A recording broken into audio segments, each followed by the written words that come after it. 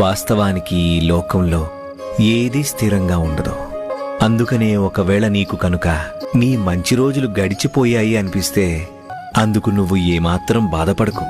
కానీ గుర్తుంచుకో, ఒకవేళ సమస్య బాగోలేకపోతే ఈ కష్టకాలం కూడా ఎంతో కాలం ఉండదులే. అందుకనే ఎప్పుడు కూడా కష్టకాలానికి భయపడకూడదు. అలాగే మంచి రోజులు వచ్చినప్పుడు వాటిని చూసుకొని గర్వపడకూడదు. నీ కర్తవ్యాన్ని నిర్వర్తిస్తూ పైనున్న దేవుణ్ణి తలుచుకుని నడుస్తూనే ఉండు.